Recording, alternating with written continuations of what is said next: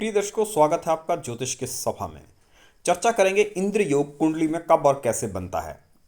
तथाकथित बातें या कुछ ज्योतिषी ऐसा कहते हैं, क्या वो सत्य है? नहीं। कि पंचम भाव में यदि चंद्रमा हो और 11वें भाव और पंचम भाव में परिवर्तन योग बन जाए, यानी कि 11वें भाव का स्वामी पंचम में आ जाए और पंचम का स्वामी 11वें में चला जाए, तो इंद्र योग बन जाता है। इस इंद्र योग से वैभव, धन, संपत्ति ये सब होता है, लेकिन जातक कम आयु का होता है ऐसा कहा जाता है। लेकिन क्या ये योग, अब ये तो एक स्पेसिफिक कंडीशन आ गई कि चंद्रमा यहां होना ही चाहिए। जब प्रैक्टिकल प्लेटफॉर्म पे आप कुंडली देखने जाएंगे तो क्या ऐसा संभव है कि कुंडली में यही योग पाया जाए? यही है वो ज्योतिष का व्यक्तिगत अनुभव, जो अनुभव के बाद हमें सीखना होता है, ना कि लकीर के फकीर बनना होता है। तथ्य को समझें। यह योग आपस में कहना क्या चाहता है? यह योग आपस में कह रहा है कि 11वेश और पंचवेश के बीच में कोई विशेष संबंध हो और उस पर चंद्र या शुक्र यानी कि स्त्री ग्रह की किसी भी तरह से प्रभावित स्त्री ग्रह के साथ भी वह हो जाए, तो दृद्र योग, तो ये सॉरी इंद्र योग का निर्माण होता है। अब इसके घटित होने के ऐसे कई कारण हो सकते हैं कि परिवर्तन तो नहीं बना, लेकिन एक ग्रह वहाँ पर बैठ गया, पंचम का 11वें में बैठ गया और वहाँ पर किसी भी तरह से चंद्रमा की दृष्टि पड़ गई, चंद्रमा बैठ गया या शुक्र के साथ स्थित हो गया, तो भी इस योग का प्रभाव वहाँ होना शुरू हो जाएगा। अब ये है वास्तविक प्रैक्टिकल ज्योतिष। और थ्योरी में बहुत सारे योग हैं, प्रैक्टिकली वो कितने घटित होंगे वो, क्योंकि आप कुंडलियों के रट्टा मार के उसको अप्लाई करने जाएंगे क्या? ऐसा नहीं होता है। हाँ, जो योग मैं बता रहा हूं कि ये पूर्ण नहीं हुआ तो उसमें थोड़ा फर्क रहेगा। वह पूर्ण तो नहीं हुआ, लेकिन एक चीज और मैटर करेगी। अब मान लीजिए 11वें और पंचम भाव में कोई संबंध बना और वहां पर चंद्र बृहस्पति की दृष्टि हो गई, किसी भी तरीके से हो गई, तो वो गजकेसरी सदृश फल देने शुरू कर देगी, वो बहुत बड़ा योग बन जाएगा।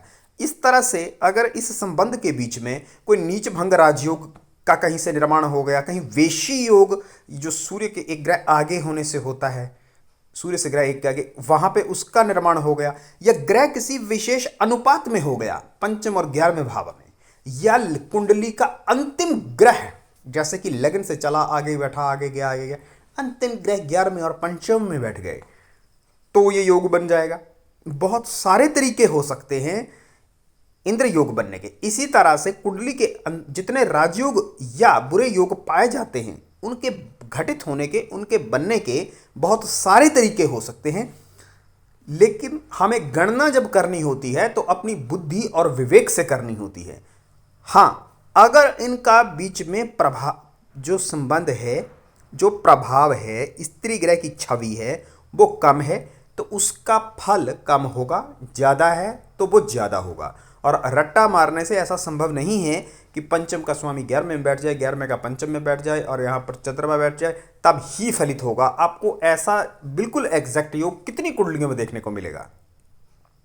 तो ये सिर्फ किताबों में लिखना या किसी वीडियो में कहना तो उचित है, लेकिन प्रैक्टिकल प्लेटफॉर्म पे से अप्लाई आप कैसे कर सकते हैं, वो मुझे लगता है कि मैंने इस वीडियो के माध्यम से आपको अच्छे से क्लियर कर दिया है। अब एक चीज और इसमें समझना जरूरी है। क्या जब ऐसा हो क्यों रहा है? हो इसलिए रहा है सिर्फ क्योंकि जो पंचमेश में हम बात कर रहे हैं चंद्रमा की दृष्टि की, तो पंचमेश में चंद्रमा की जो दृष्टि है वो दिखा रही है स्त्री तत्व को, स्त्री ग्रह को। स्त्री ग्रह उसे देख रहा है, ठीक है, वो स्त्री ग्रह है। और पंचम भाव अपने आप में शुक्र और बृहस्पति का पूर्ण कारक ग्रह स्थान होता है। तो उसके ऊपर यदि ये चंद्रमा जैसे ग्रह की छवि है जो इश्क मोहब्बत का भी कारक होता है विद्या की बजाय, और वो वाला योग बनता है। इंद्र को क्योंकि विलासी देवता कहा गया है और भोग विलास का, और 11वां भाव इच्छाओं की पूर्ति का, और पंचम भाव इश्क और मोहब्बत का कारक है। ये है वो तथ्य जो इसको समझना जरूरी है, जिसमें आप इंद्र योग को समझ सकते हैं। इंद्र है वास्तव में भोग विलास का देवता, वो इच्छाओं की पूर्ति, और ये है इश्क मोहब्बत का कारक भी। मंत्रशील विद्या उपासना, और विद्या में उसकी बात नहीं कर रहा, यहाँ पे बात हो रही है कम्बिनेशन की। अगर 11वें भाव, क्योंकि जो इच्छाओं का कारक है, इच्छाओं की पूर्ति, लाभ का स्थान है, यहाँ पे इच्छाओं की पूर्ति का देखिए कम्बिनेशन बन गया ना, इश्क और मोहब्बत से। और इंद्र के पूरे शरीर पर योनियां बनी हुई हैं, श्राप मिला है इंद्र को, अप्सराएं होती हैं इंद्र में। तो वो वाला योग यहाँ पे घटित होगा इस कुंडली के अंदर, जिसमें ऐसा योग बन रहा है। इसलिए वहां पर शास्त्र में चंद्रमा कहा गया है। लेकिन एक चीज और बुद्धि और विवेक से समझनी है, इंद्र योग का फल यह कहा जाता है कि वैभव, सुख, संपत्ति ये सब मिलता है। लेकिन अगर यहाँ पे शुक्र का प्रभाव होगा तो व्यक्ति को स्त्रियों से वास्तविक जो इंद्र का भोग विलास है, तो भोग विलास का योग बनेगा। यहां पर अगर चंद्रमा होगा तो भोग विलास की बजाय धन, समृद्धि और सफलता का अधिक योग होगा। शास्त्र सिर्फ इतना कहता है कि यहां पे अगर चंद्र हो, लेकिन हमें बुद्धि विवेक से इस चीज को बहुत अच्छे से समझा जाता है कि इश्क मोहब्बत का कारक कौन सा ग्रह है, और अगर यह योग पुरुष की कुंडली में पाया जाए तो फल ज्यादा देगा, स्त्री की कुंडली में पाया जाए फल तो देगा पर कम देगा। क्यों? क्योंकि शुक्र स्त्री के लिए वैसा फल, या चंद्र वैसा फल प्रदान नहीं करते जैसे पुरुष के लिए प्रदान करते हैं। स्त्री की वही चीजें बृहस्पति और मंगल से देखी जाती हैं, जो कि उनके पति का कारक या वासनात्मक प्रवृत्ति का कारक होता है, और पुरुष के लिए शुक्र और चंद्र होता है। तो ये है दोस्तों ज्योतिष की गहराई। जब आप गणना करें तो बहुत गहराई से और सटीक से कौन सा योग कितना और कहां पर अप्लाई हो रहा है, उसमें कितनी गहराई है, उसके समझते हुए करें। धन्यवाद।